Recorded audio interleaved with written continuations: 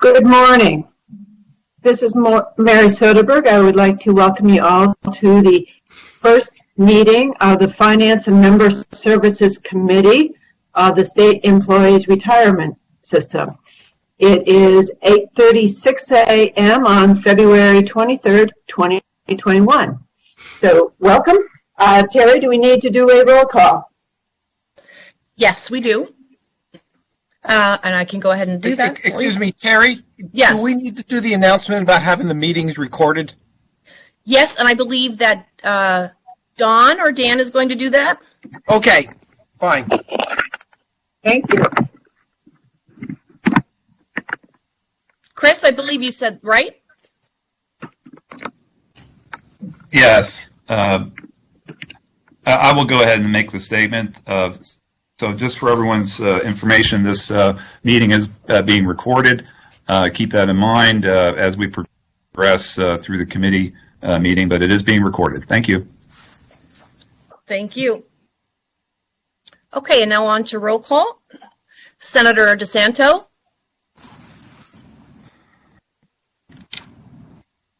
Here, I was muted, sorry. No worries, thank you. Mr. Philman. Present. Dan Acco on behalf of Representative Frankel. Present. Thank you. Ms. Soderberg. Present. And Mr. Flanagan on behalf of Secretary Vague. Present. Thank you. Everyone's here, Mary. Great. All right, the first order of business is the approval of minutes of the December 1st, 2020 committee meeting. May I have a motion? This will be a voice vote, but may we have a motion, please? Moved. Philman. Second? Second, DeSanto. Thank you. The motion passes. There is no old business on our agenda, and we have no special presentations today. So we are going to move.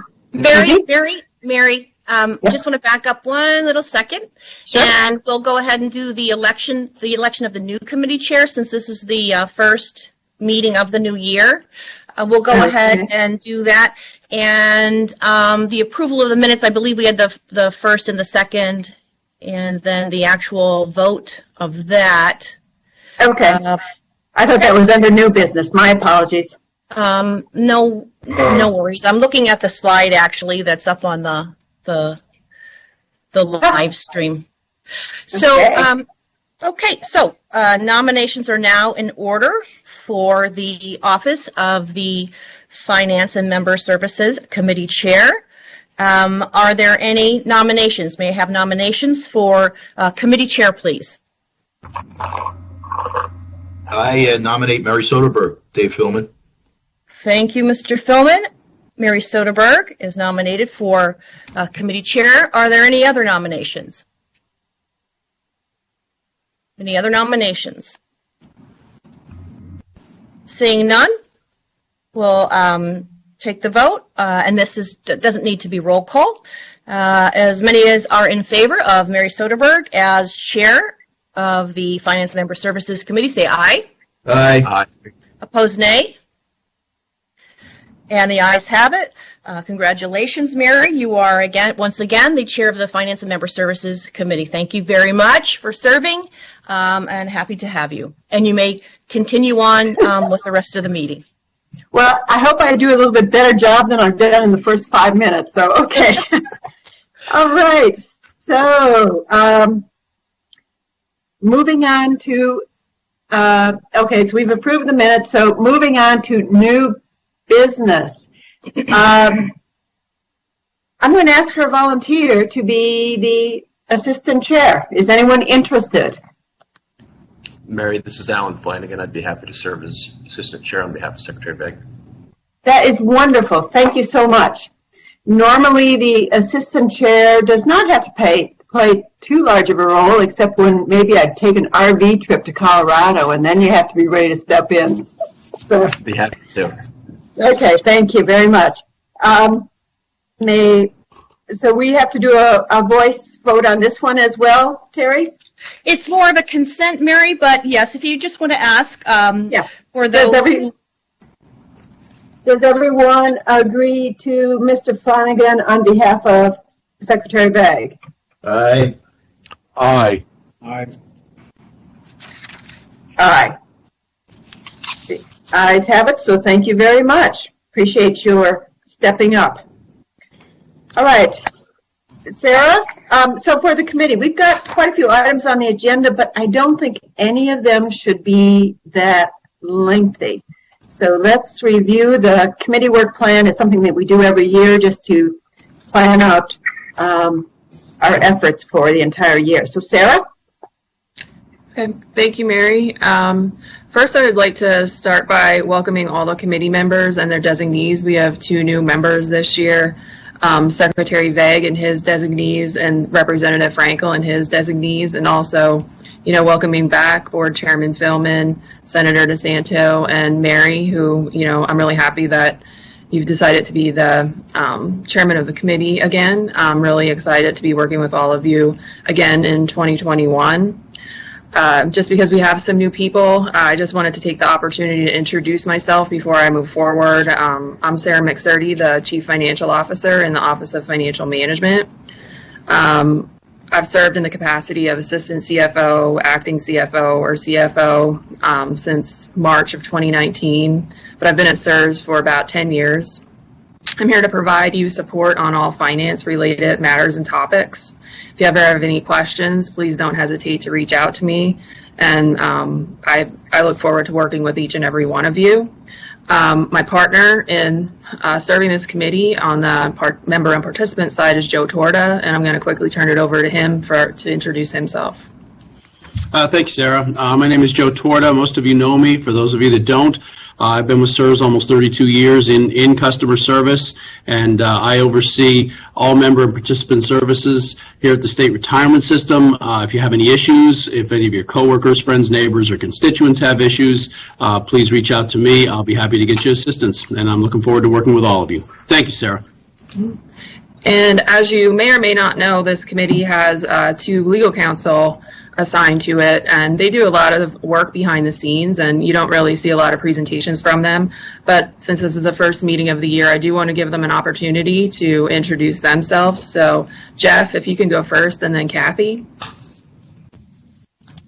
Normally I'd prefer ladies first, but fair enough. My name is Jeff McCormick. I'm Deputy Chief Counsel, one of the 2 with Kathy Nolan. I'm on the business and transactions side of the legal office.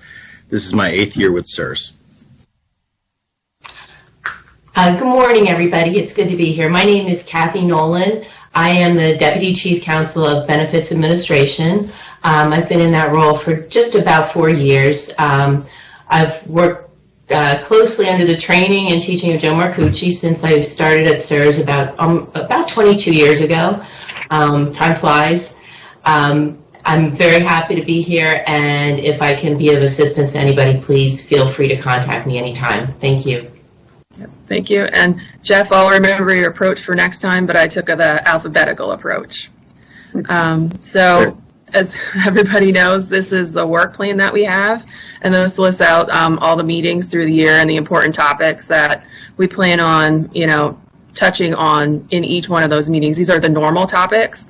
They're guaranteed to be other topics that take place at these meetings, but these are the ones that we plan to cover, each and every year, or, every other year, or every 5 years. They range from what we're doing now, from, electing a committee chair and an assistant chair, to reviewing the charter, reviewing the budgets.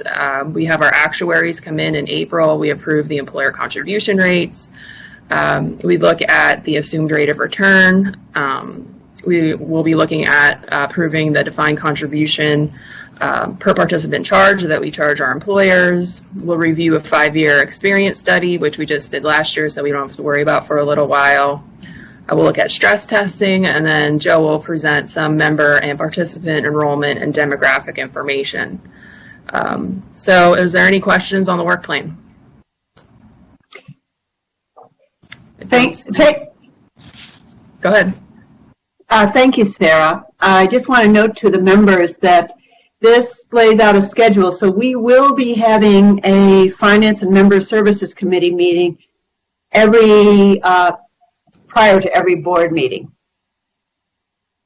Yes, there's a lot of work that gets done in this committee. Okay. Any questions? Right, let's move on to the review of the committee charter. Chris? Yes, good morning, Mary and fellow committee members. My name is Chris Houston. I'm the Deputy Executive Director for Administration here at SERS, and also currently serving as the Acting Chief Compliance Officer. I'm going to be covering an item which is also included in your work plan, and that's the proposed amendments to the Finance and Member Services Committee Charter. The charter, which was instituted approximately a little over 2 years ago, has a provision in it that provides that the committee should biennially review the charter, and if there's any recommendations that are to be considered that to go to the board, that the committee is to undertake those recommendations and make those proposed revisions, submit those on to the board. There's also a role, I should say, though, for the Board Governance and Personnel Committee.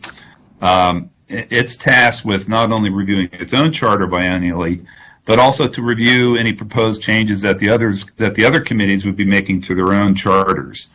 So this is kind of really like a two-step process, if you will, in that this committee, if it so chooses to make recommendations to the board, it would undertake that, but also ask the Board Governance and Personnel Committee to concur with those recommendations. So the two-step process would be this committee would undertake the action I just indicated, and then most likely at the April meeting of the Board Governance and Personnel Committee, that committee will be reviewing this proposed recommendations and act to concur. With respect to the charter itself, so in board docs under item 7C, you'll find a red line copy of the charter, and basically the provisions with which staff have included are really to do some clarifications as to make it clear as to what we're referring to relative to the duties and responsibilities of this committee, that it's not just for members of the system, but it's also for the participants of the system from a financial perspective, budgeting and so forth. The other provisions that are revised in there are really to deal with the staff reorganization, or the reorganization, I should say, of the agency that was undertaken last fall. Changing the name of the legal office to the Chief Counsel's office, as an example. It also includes a provision dealing with stress testing. As you're all aware, the board now undertakes an annual stress test and produces a risk report. This came out of Act 220-128, which amended the retirement code to require stress testing. So there's that provision in there. And as I said, some other clarifying provisions relative to the duties and responsibilities of this committee relative to the plan, in addition to the system. So those are what the proposed changes are. I open up if there's any questions from any of the committee members. Any questions for Chris?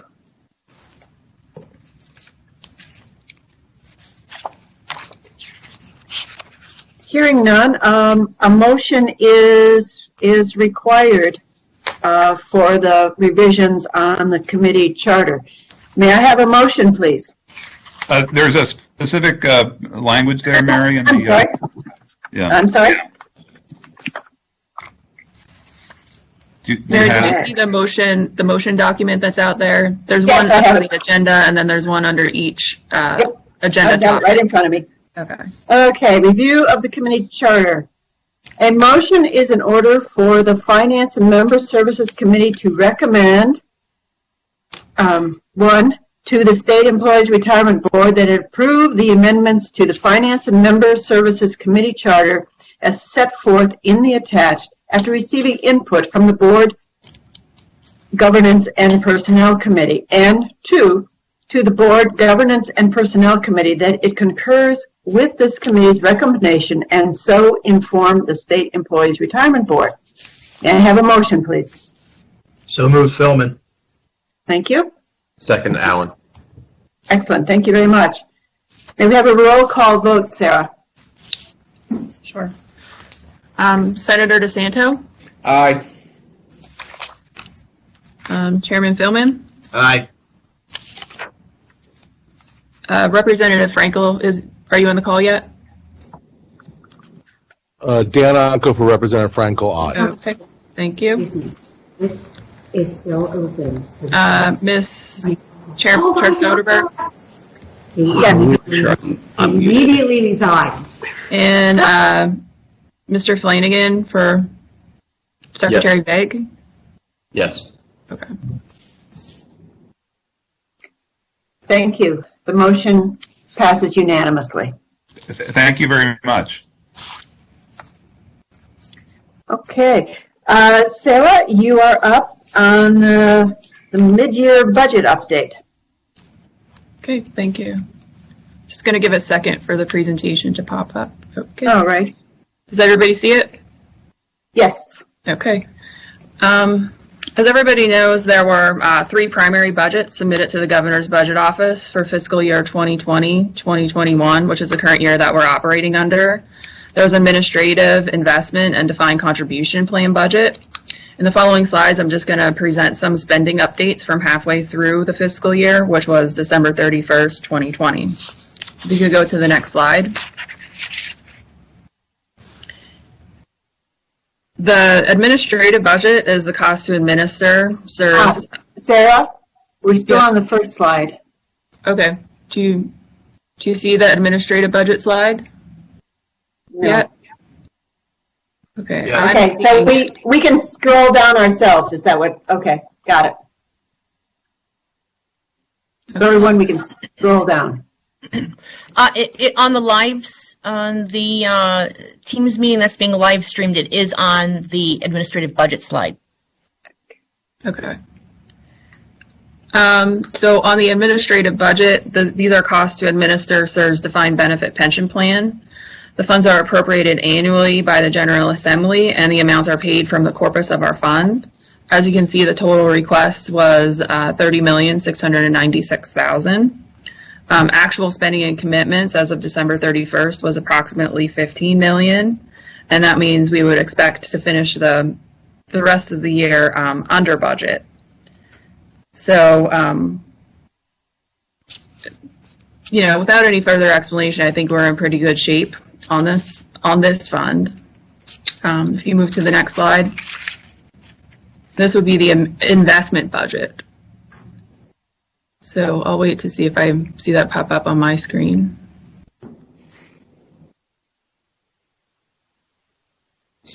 Okay, I'm seeing it. Mary, do you see it yet? I do not, but I do, Sarah, for what it's worth. okay. Okay. I'm fine. I'm back on the PowerPoint in the agenda, so I'm fine. Okay. I'll try my best to give as much as information as I can that's on the slides as we go through, and hopefully they'll pick back up with where we're at in the meeting. So the investment budget includes investment-related expenditures associated with the defined benefit plan's investment portfolio. These expenses are netted from our investment earnings in the financial statements. The budget that was submitted for fiscal year 2021 was $11,432,000, and currently for spending and commitments as of December 31st, we're at about $6 million. That means we have remaining funds to spend of about $5.3 million, which is about 46% of the budget. I still would expect the investment fund to come in under budget. They're set up a little bit different. Their expenses are really contract heavy, so they have a lot of commitments that we've included in this middle spending column. Their commitments are related to the consultants, which is about a bulk of our expenses. So I think we're in pretty good shape on this fund as well.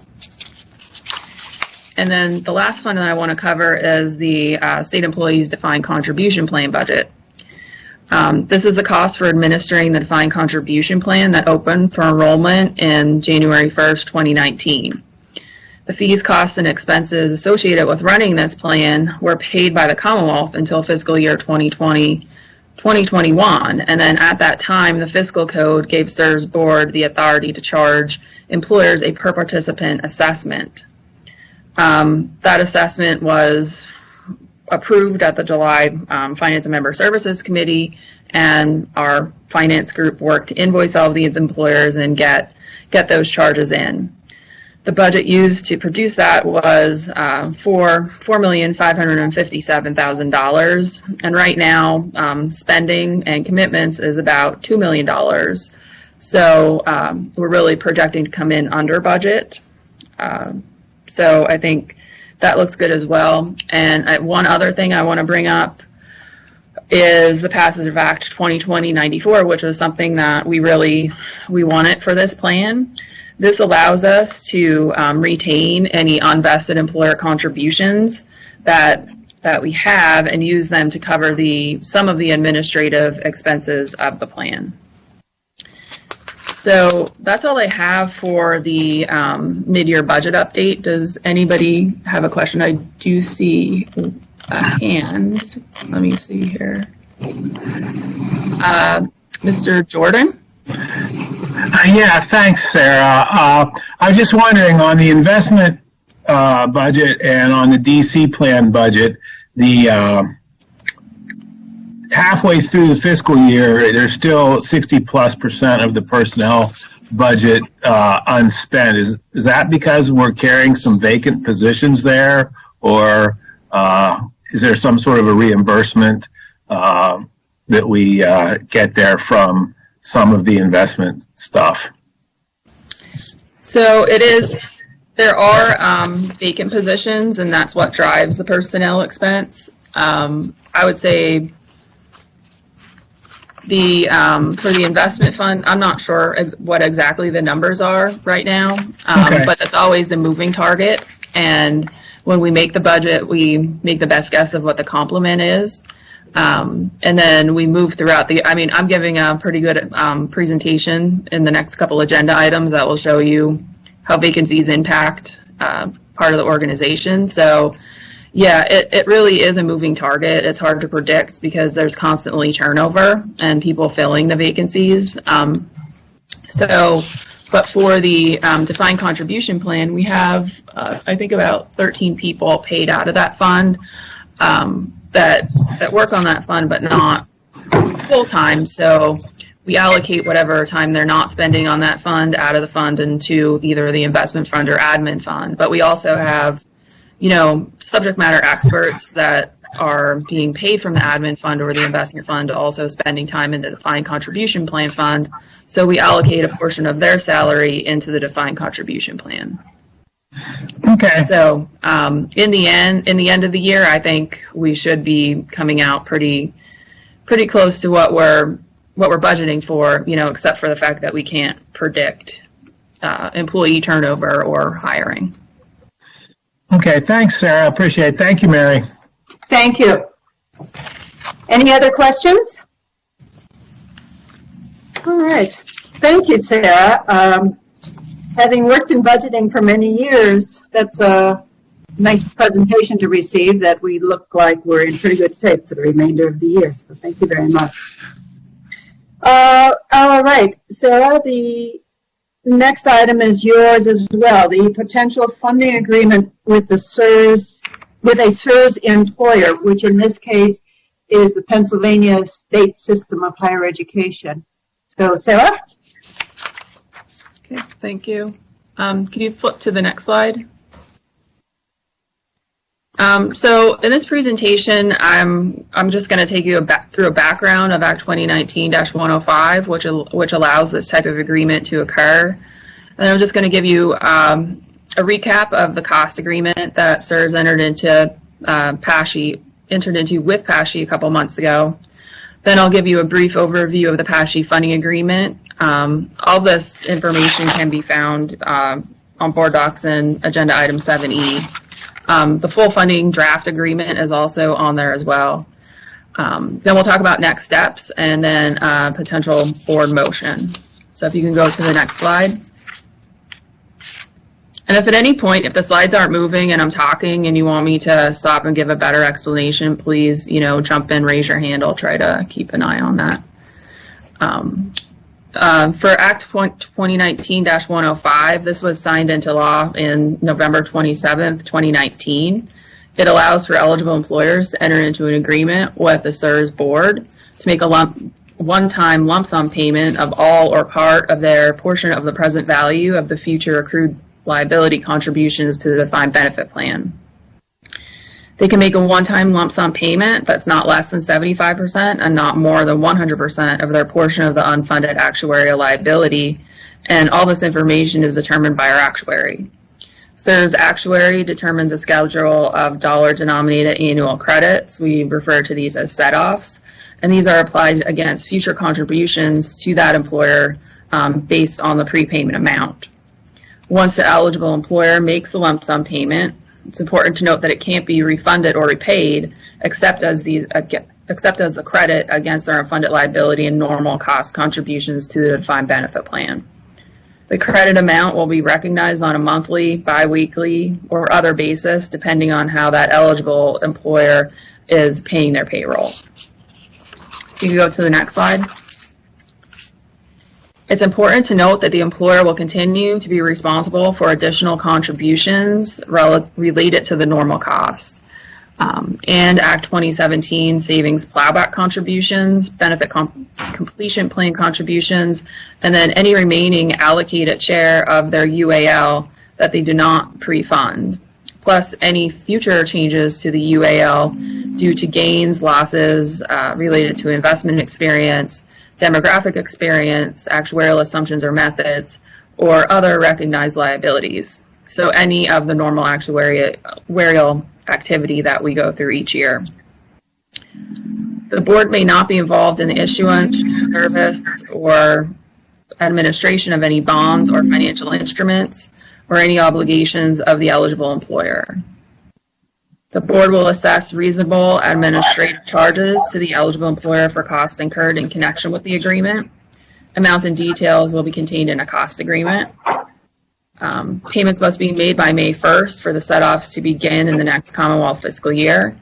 And then under this act, agreements must be entered into by December 31st, 2024, and the lump sum payments must be made by May 1st, 2025. So if you could go to the next slide. So now I'm going to give a recap of the cost agreement that we had entered into with PASHE. On September 30th, 2020, CSRS board certified the costs incurred or to be incurred by PASHE to make an advance payment of their UAL under this act and approved the cost agreement between CSRS and PASHE. This was a committed step PASHE made to further explore entering into their funding agreement. On October 1st, 2020, the cost agreement was successfully negotiated and signed by all parties. And I'm going to give a summary of the cost agreement on the next slide. So in the table, you can see the costs that were paid by PASHE. They paid some CSRS internal counsel costs and administrative fees, and they also reimbursed Penn State for a portion of the implementation costs that they paid. PASHE will also need to pay an additional costs that will be billed to them for outside counsel fees, actuarial fees, and then there'll be, if they enter an agreement, ongoing board costs. So as I mentioned, Penn State was the first employer that took advantage of making these lump sum payments. They entered into an agreement in April of last year, and they made a lump sum payment of $1,061 million. This equates to about 77% of the total UAL that was calculated for them. In return, they'll receive annual credits against their contributions for 30 years. Those credits total, approximately $93 million per year for the first 30 years, and then they'll decrease towards the end of the schedule. Penn State started taking advantage of these credits July 1st of 2020. It's expected that Penn State's payment of this amount is going to increase CSRS funded ratio of about 2%. So if you go to the next slide. So now we'll talk a little bit about the second employer, PASHI, entering into a funding agreement. And like I said, the full draft agreement is posted on board docs. On February 4th, 2021, the PASHI board approved the issuance of bonds to finance the cost of making a lump sum advance payment towards their UAL under the Act. PASHI's board also delegated the authority to sign the funding agreement on their behalf. PASHI plans to make a lump sum payment of $825 million, which represents 75% of their portion of the unfunded actuarial liability. As of December 31st, 2019, the total CSRS UAL was about $23 billion, and PASHI's allocated share was about $1,099 million. PASHI's allocated share equated to about 4.77% of the total. The UAL of CSRS, as well as the portion allocated to PASHI, has been calculated by our actuary, Korn Ferry, as of December 31st, 2019, in a manner that that's using actuarial factors and assumptions determined by the actuary and certified by the and approved by the board. The lump sum payment is to be made on or before April 30th, 2021. And the lump sum payment will operate solely as a credit in which the regular contribution payments, including contributions attributable to the employer, normal cost, and COLA contribution rate, will be set off against an annual basis in accordance with the set-off schedule, which we'll talk about in a couple slides. The lump sum payment cannot be refunded or repaid to PASHI, except as a set-off against PASHI's future employer contributions pursuant to the retirement code. The methodology used for the allocation of the UAL to PASHI and the creation of the utilization of the set-off schedule must satisfy the requirements of the retirement code. PASHI is still obligated to make its regular annual contribution payments pursuant to the retirement code, and that will remain unchanged and otherwise due and payable to CSRS. PASHI is still responsible for the remaining portion share of their UAL that they're not prepaying. And PASHI is responsible for making all other statutorily required contributions to CSRS board, including but not limited to payments to the State Employees Defined Contribution Plan and the State Employees Deferred Compensation Plan. Any and all funds received as a result of the lump sum payment will be part of the general assets of the State Employees Retirement Fund, and they're not going to be segregated or invested separately for the account or benefit of PASHI. Any and all funds used to make the lump sum payment will be unrestricted funds of PASHI or originate from bond or other financial instruments that is permitted to be used for the payment of pension obligations. And the CSRS board is not involved with the issuance, service, or administration of any bonds or financial instruments. Any obligations of PASHI, the proceeds of which are used to make the lump sum payment. You go to the next slide.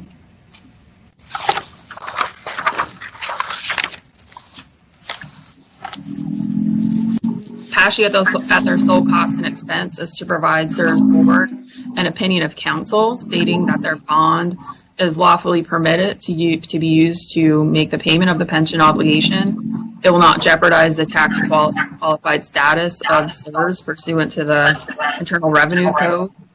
It will not alter the tax exempt status of CSRS board, and it will not result in a prohibited transaction as defined in the Internal Revenue Code section 503B. The opinion of the counsel should be in a form acceptable to the CSRS board and approved by counsel to the CSRS board. All compensation related to the cost and fees of the funding agreement have been set forth in the cost agreement I just went through on a previous slide. And PASHI may determine not to make the lump sum payment by providing written notice to the board on or before April 30th, 2021. If PASHI makes such determination, the agreement will automatically terminate with no liability to either party, other than PASHI's liability to reimburse the board for actual outside legal counsel fees and actual outside actuarial fees incurred prior to the date of termination pursuant to the cost agreement. You go to the next slide.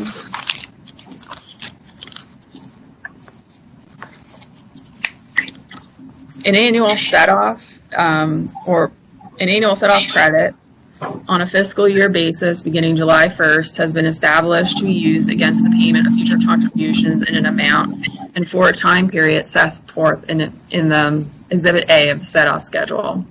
The concept here is that PASHE makes a payment to CSRS in exchange for credit. This is how they receive benefit, and this is how we make sure that other employers are not being impacted. In the set-off schedule, the actuary prepared the total expected CSRS unfunded liability and amortization schedules as of December 31st, 2020 that determine future amortization payments eligible to be funded through the annual set-off amounts. Because the lump sum payment is not sufficient to fund the eligible future amortization payments allocated to PASHE, PASHE selected and CSRS agreed to the future amortization payments that will be funded through the annual set-off amounts. Annual set-off is calculated as a percentage of the selected future amortization payments.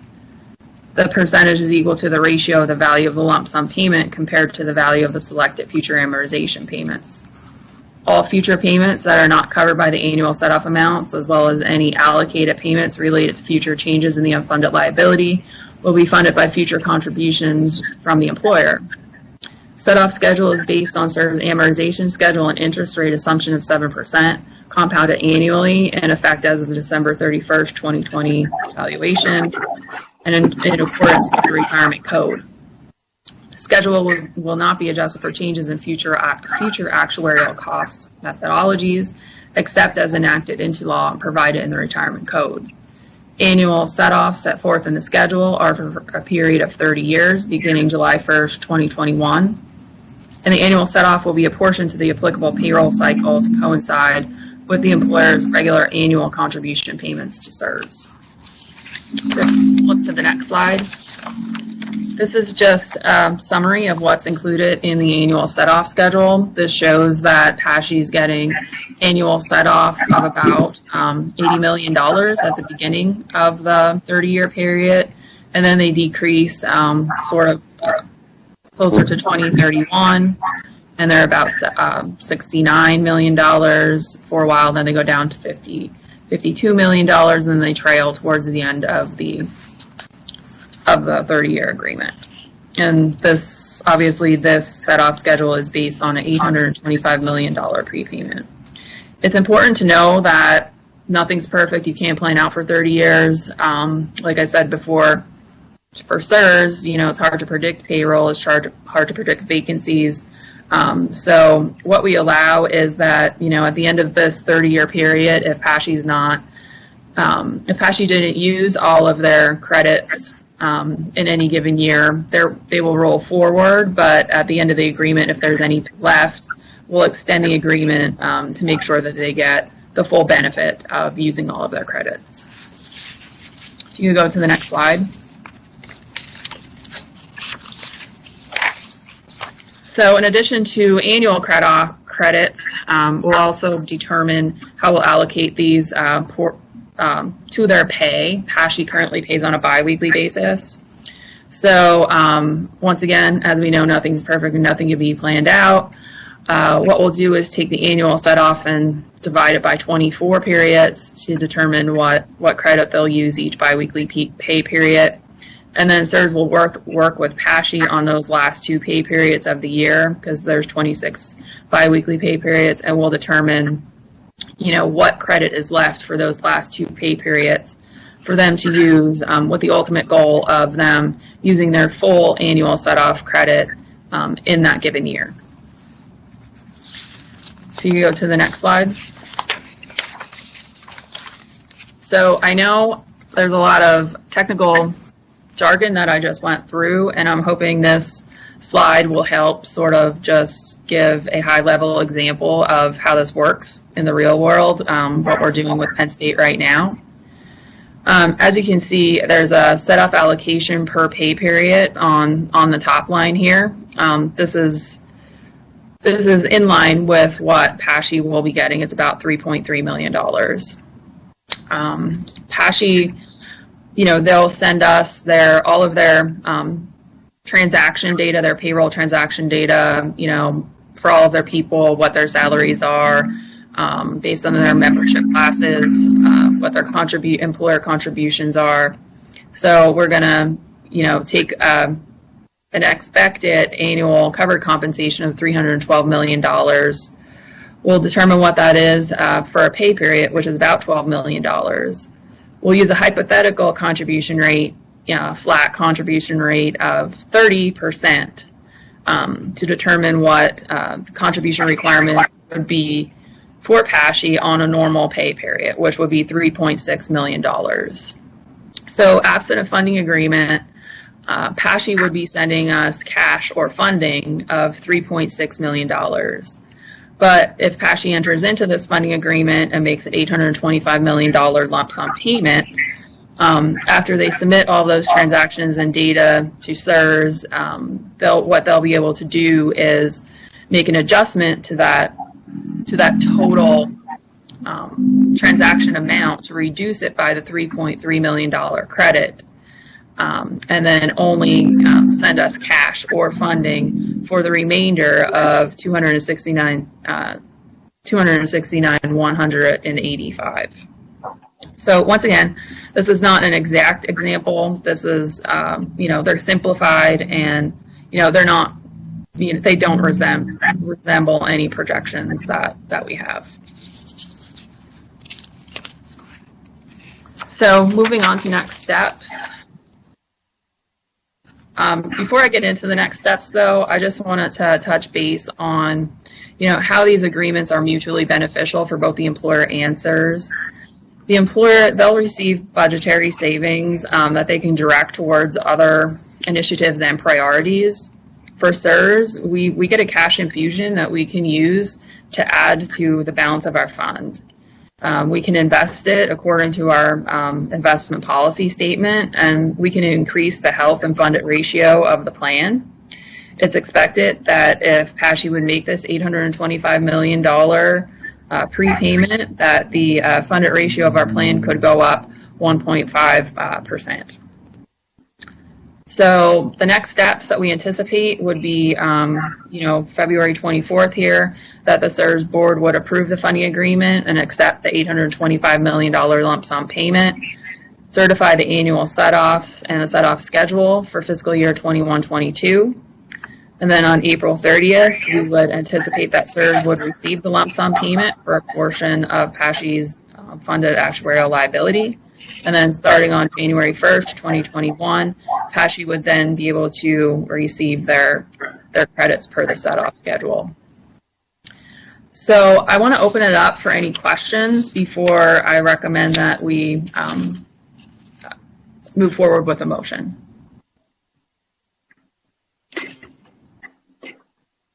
Thank you, Sarah. For members who are new to the board, this has taken a lot of work by a lot of staff. And it's all resulting from legislation that passed in 2019, not very long ago. And the first transaction was with the states, with Penn State for a little over $1 billion. So that took a lot of work, and this is coming right on the heels of that first transaction. So this is all, it's creative, it's good work, and it's to benefit both the universities and CSRS. Any questions, comments? Yeah, I see a hand. Sandra DeSanto. Yeah. Yes, thank you. I'm obviously going to support this, but I just can't, as I commented on the Penn State thing, this will work if we hit our defined contribution, which we haven't done over 20 years. So there's still a risk here. I'll be supportive of it, but I just, as I commented when we did this with Penn State, I do have concerns with it. I hope we do a good job managing the money, works out for everybody, but there is risk here. So thank you. Thank you, Senator. Thank you. And I do want to say one thing before we move forward with a motion. I do want to, Joe Marcucci, Chief Counsel, and I have been involved with the first funding cost agreement and funding agreement with Penn State. And we did a lot of work with that, and we used this opportunity. You know, Mary, like you said, it did come on the heels of that Penn State agreement, but we're lucky to have two new staff work with us, and they did really, you know, jump in and do a lot of work on this agreement. Joe introduced Kara O'Donnell before the meeting, but she really played a large role in the legal office, and Michael McGoey, the new Assistant Chief Financial Officer, also really learned a lot and did a lot of legwork for me in the finance office. So we're trying to, you know, this is a very complicated agreement, and, you know, ongoing, it's complicated, especially for actuarial purposes. So I think to bring in some new people and share knowledge and get them involved was a good opportunity for us to have as well. Thank you. Any other questions? Comments? All right. I would like to move forward with a possible motion. A motion is... The next slide. You can either read it from there or your list. I'm not sure what is easier for you. A motion is in order for the Finance and Member Services Committee to recommend that the State Employees Retirement Board, 1, enter into the attached funding agreement between the State Employees Retirement Board and the Pennsylvania State System of Higher Education pursuant to Section 5508.1, subsection A, of the State Employees Retirement Code, including the annual set-off schedule contained in Exhibit A to the funding agreement, subject to required Commonwealth legal approvals.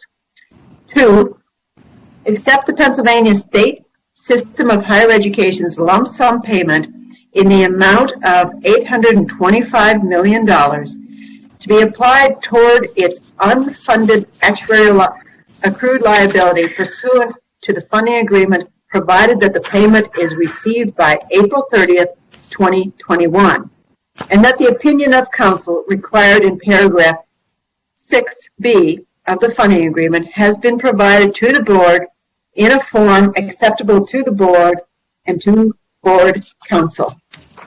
3, certify that the annual set-off amount for the Pennsylvania State System of Higher Education under the funding agreement for fiscal year July 1, 2021 through June 30th, 2022 is $79,939,555, effective upon receipt of the lump sum payment of $825 million pursuant to the funding agreement.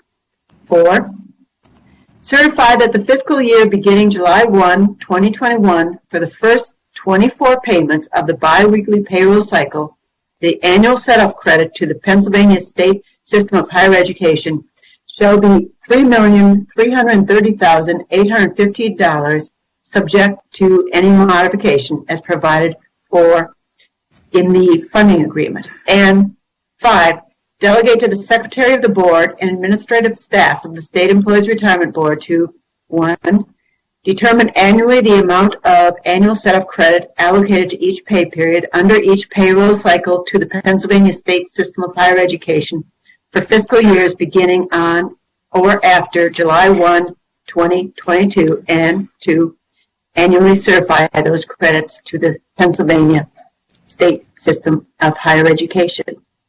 May I have a motion, please? Moved, Philman. Thank you. Second?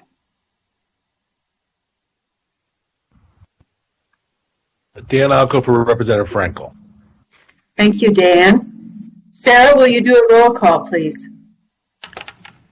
Sure. Senator DeSanto? Aye. Chairman Philman? Aye. Designee for Representative Frankel? Aye. Chair Soderberg? Aye. Designee for Secretary Vague? Aye. That was Mr. Flanagan? Yes. Okay. Okay. Thank you. Sir, you have a question. Sir, there's No, thank you. Senator DeSanto.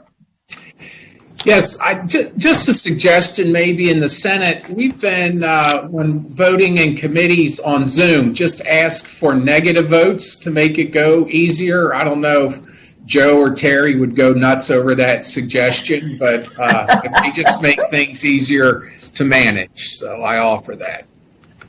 Thank you for the good idea. We will give that consideration. We just need to make sure that everybody is still present, but we will give that thought, Senator. Thank you. Thank you. Okay. I believe the vote was unanimous. Yes, it was. And the motion passes. Thank you all. This next presentation, Sarah is also on for it. And this is one that I specifically asked for. For those of you who are new to the board, and maybe some of the members who have been on the board for a while, we have been understaffed in our Office of Financial Management for a number of years.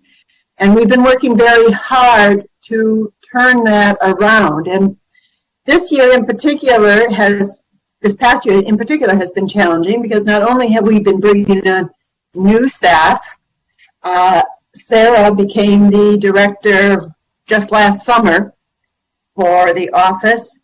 We were dealing with the pandemic, some very complicated issues like this agreement with the state system of higher education. So a lot of things have been going on, and meanwhile, this office has been chugging along, just doing an amazing job. And I think to give us all perspective, this next slideshow that Sarah's going to go through is going to be pretty enlightening for how hard everyone has been having to work in the last couple of years. So Sarah? Thank you, Mary, and thanks for the kind words. If you can go to the next slide. So like Mary said, since the inception of the Finance Member Services Committee, whatever leadership this finance office has conveyed the issue of the finance staff having to operate with many vacancies. We've provided status updates over the past 2 years, and hopefully this presentation is being made to provide a final update to the committee and show the progress that we've made to increase the staffing and ensure that the Office of Financial Management is on steady ground going forward.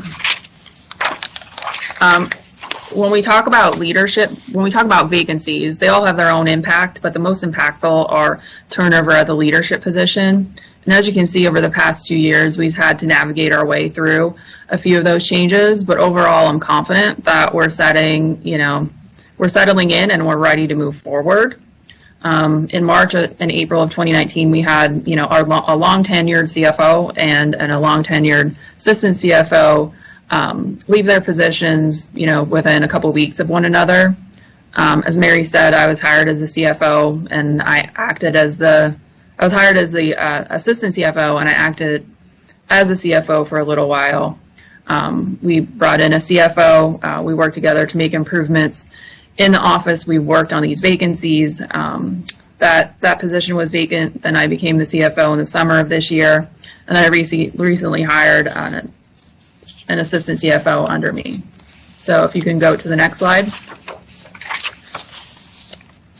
One other indirect impact on vacancies I want to note is the SERS reorganization. Terry brought this multifaceted reorganization to the board in the summer, but one pertinent part of SERS reorganization, which was effective October 27, 2020, was that how we referred to the old Finance and Administration, a division under there called the Budget Procurement and Operations Division was split into the Office of Financial Management, which is how we refer to ourselves now, and the newly created Office of Administration. The now OFM's focus is solely on finance and accounting, which is very important to me. I'm a certified public accountant, and that's where I really like to concentrate my time on the finance and accounting work. So you can see the duties in the Budget Procurement and Operations Division. I kept some of them under me in the Office of Financial Management, and then Chris Houston, who's the Deputy Executive Director of Administration. He also, covers the Bureau of Information Technology, Human Resources, but now he is in charge of this operations office. So if you go to the next slide. some of the duties that were previously under the direction of the CFO that are now under Chris and the Office of Administration are on the right-hand side of this slide. They include procurement, leasing, building management, fleet management, safety and security, printing, mailing, and the continuing of operations plan. On the surface, you can see like these don't seem like finance functions. So realigning these under the reorg, in my opinion, has been a very positive thing. It better aligns the administrative functions, it better aligns the finance functions, and ultimately allows us to better serve our members and participants. So underneath me as the Chief Financial Officer in the Office of Financial Management, you can see we kept the budget portion of the Budget Procurement and Operations Division, the old Budget Procurement and Operations Division, because that is a finance-related function, and I think keeping it in this area is making this function better. It's allowing us to, oversee it more and see how these expenses are, hitting our financial statements and our general ledger, allowing us to be more consistent. We also, cover accounting controls, produce financial statements, process contributions, disbursement, all investment transactions. We deal with actuarial analysis and, as I said, the budgeting and expense analysis. So if we can go to the next slide. So this is a slide that's most impactful in the deck, and if you please bear with me for a minute, I want to tell you the story behind this picture that you're seeing. You can look at this slide and you can see, in January in 2019, we had these vacancies they built over time, and then we've made a lot of progress. But I can assure you, every assistant CFO, acting CFO that stepped into their position has made filling these vacancies and solving this problem their number one priority. After all, a leader is only as good as their team. So in that sense, operating with this many vacancies is very hard on a leader. It's almost like you're operating with one, hand tied behind your back. So, I can tell you the same amount of effort was given in 2019 as was given in 2020. But what I think changed is our luck began to change.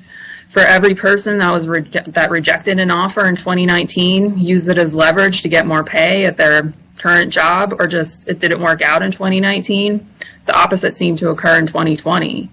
I want to, really thank, Terry for her support and our HR office for their assistance. They've been with us through the ups and the downs. These hiring actions take a lot of time.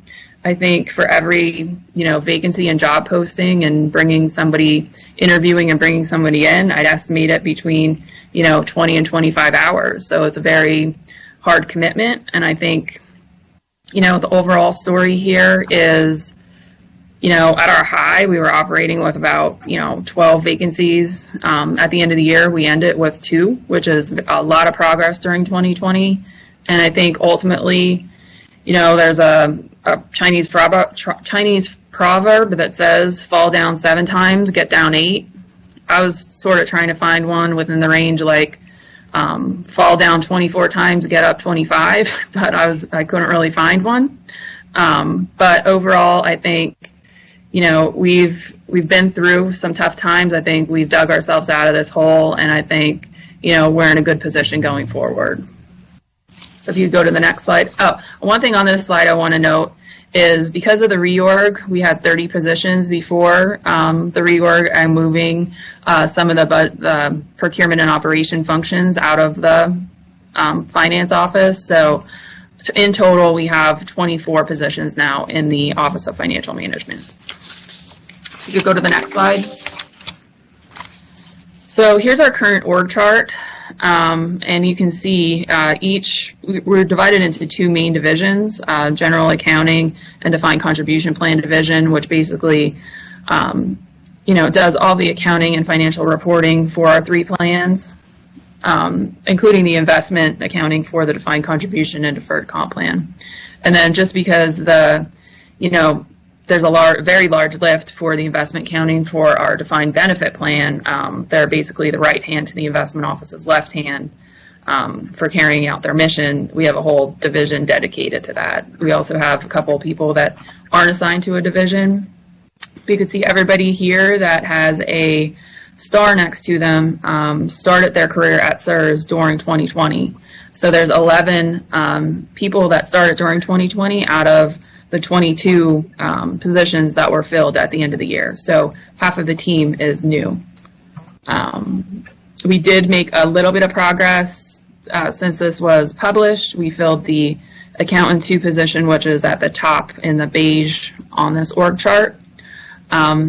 I'm very happy to, I referenced him before, I'm very happy to have Michael as the assistant CFO here. He's been doing a great job learning, jumping into things such as this PASHE agreement, working with our staff and, assisting me with more complex issues. So I think it's important for him just to introduce himself very quickly. Hi, good morning, everyone. As Sarah said, my name is Michael McGoey. I'm the new assistant CFO. I've been with SERS for about 4 months now. Prior to coming here, I spent a handful of years in public accounting before switching over to private, where I spent the last 7 years as a CFO for a transportation and logistics organization. I'd just like to say it's hard to believe, based on where OFM is right now, that we were 60% staffed about a year ago. So over the last 12 months, Sarah's put together a great team here, and I'm really glad to be a part of it. And I look forward to where we'll be in the future under her leadership. Thank you. Thank you, Michael, and welcome. Thank you, Michael. And if you could go to the next slide. So here's the major accomplishments that we have in 2020. Like I said, out of the 22 filled positions, 11 of the people here that we have are new. We only technically now we only have 1 vacancy because we have a new person starting in March. Some of this interviewing and training, took place in the office, but a bulk of it, as Mary mentioned, we did have to learn how to transition to interviewing, onboarding, training in this emergency telework environment. That's not just, us in the Office of Finance, all of SERS organization had to do this. That was something new that we had to learn and adjust to, and the key here is that everybody had to be flexible and understanding. As new staff were hired, we were able to develop more backups for key duties that we had on site, and this is very important as we go through COVID because if we have people coming on site to do duties, if they were ever to go on quarantine because of COVID and be out for 14 days, that really is something we need to be keeping in mind and making sure that we have proper backups for. So me being a new leader to the Office of Financial Management, I have, a servant leadership style. I value coaching, mentoring, and teaching my staff. I want them to succeed. We're building a new culture. We value teamwork, collaboration, communication, timeliness, accountability, encouragement, integrity and honesty, and overall positivity.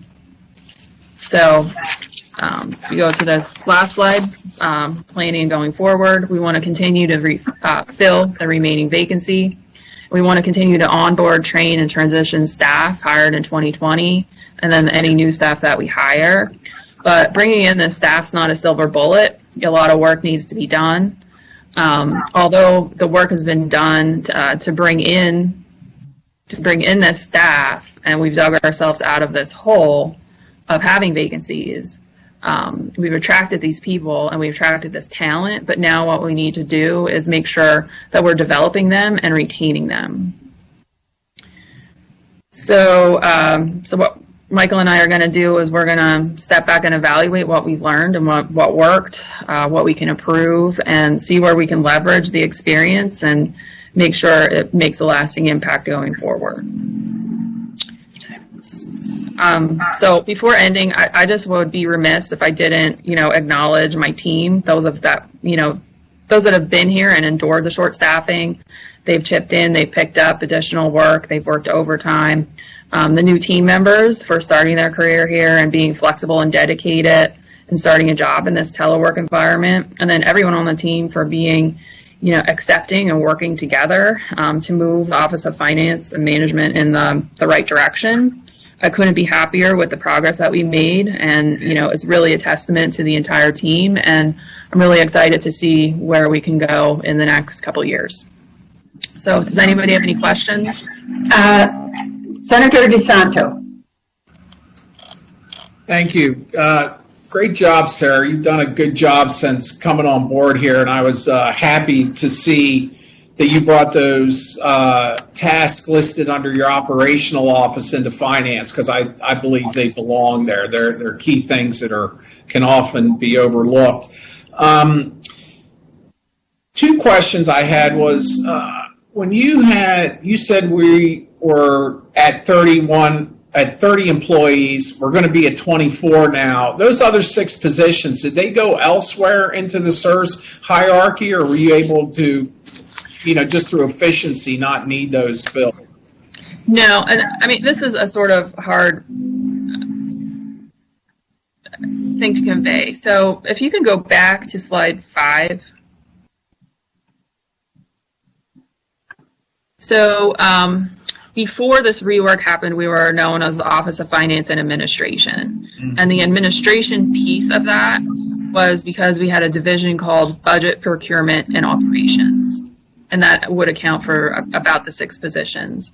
And because of the reorganization, we said, well, let's see what portion of that is finance relation and what portion of that is really not. It's sort of just not in line with what we want to do, and we're developing this Deputy Executive Director of Administration and what makes sense to move there. So the finance office kept the budget, we kept a position, and then those other positions transferred into this operations subdivision or section of Chris's Office of Administration, and it's referred to as the Operations Office now. So those functions which were previously under the CFO, such as procurements, building management, Chris now covers those, and he has that staff that moved under him. Right. And my second question would be, as a board member, I like the report. I think it's good that we look at our successes and everything we're doing, but I'd feel a little bit better if we had this tied to some operational metrics. Really, I don't know what that would be. We brought these employees on. What did their work result in savings, whether it's just operational efficiency or if we were able to drive costs down or something? I know we need employees, I understand that, but when we celebrate dramatic increase in staffing, I just want to make sure we're getting our bang for our buck there. So maybe we could report on that, in a future meeting or something. Yeah, thank you for bringing that up. I mean, one of the items that Sarah mentioned was that we're actually going to be meeting at our retreat in March and talking about cost-saving initiatives. So that might all fall into that discussion. Good. Right. I think the important thing to note is, we'll be able to do all that, but I think the thing is that, like I said, we need to bring these people in and we need to get, and operating with vacancies, the problem is that we have the work. These people were they were meeting mission essential functions. We were producing our financial statements, producing, everything that we needed to do, budget book, CAFR, doing these big projects. But really, the work was dispersed to the people that were there. And now what I'm constantly figuring out is, we need to get this work back to the positions where it needs to be, because we need to have proper controls in place. So what I'm doing now is, with the people that we brought in, is currently trying to integrate them into the team and transition them into the team to get them fully up, acclimated on board to get to this baseline normal. And then after that, I think that's when we'll be able to see where we can evaluate and make these efficiencies. Thank you, Sarah. Mm-hmm. All right, we are somewhat over schedule here, so any more questions for Sarah? Thank you so much, Sarah. You've been doing an excellent job, and your entire team has been doing an excellent job this year.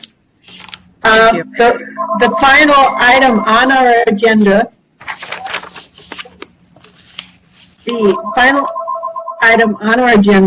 is we're going to have a meeting tomorrow, and I apologize.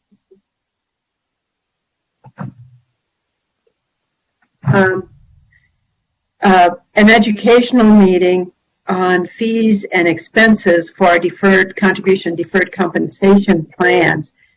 This is another one of the many projects that the staff has been working on for a number of months now. Sarah, is there anything more that we need to say other than we're going to have this session tomorrow? So I just, if we can sort of save time, I was just going to let people know about what was going to be covered, but as long as we let them know that the session's taking place tomorrow, they should have got a meeting invite. But I do just want to quickly cover why we're having this training. It's very, we just didn't pick it out of a hat. It's very purposeful. So if you could just move to slide 4. At the March, we're going to have a March meeting, and it's going to be a joint meeting between the defined contribution plan and the deferred compensation plan, or defined contribution plan and the Finance Member Services Committee, because we want to present two recommendations for action and topics. The first topic that we want to address is the third-party administrator cost that's currently included in the defined contribution plan's budget, and it's assessed to employers via the per participant charge. What's important to note is the participants do not currently assist in paying this cost. The recommendation for action for consideration will be to begin to start to charge the defined contribution plan participants for a portion of the third-party administrator fee associated with their accounts effective July 1st, 2021. The second topic that we plan to address is that the administrative costs of running the deferred compensation plan have been assessed, and a determination has been made that a source of cash flow is needed to properly allocate and account for these expenses. So the recommendation for action for consideration is going to be to begin to charge an administrative fee to participants in the deferred compensation plan effective July 1st, 2021. So just in short, SERV staff is working with Callan and Empower to develop some options to present, at this next meeting, and we'll provide like a more global, all-encompassing presentation with that. But the point of Callan's education session today is to just give you some information to be prepared to make a decision at that March meeting. Great, thank you. All right, there is nothing on our more on our agenda for today. Any comments or questions from any of the members of the committee? Okay, a motion is in order for adjournment. May I have a motion, please? So moved, Philman. Second. Thank you. Who made the second? This is Alan. Second. Thank you very much. And may we have a vote for adjournment, please? Those in favor, say aye. Aye. Thank you. The motion passes. The committee is adjourned.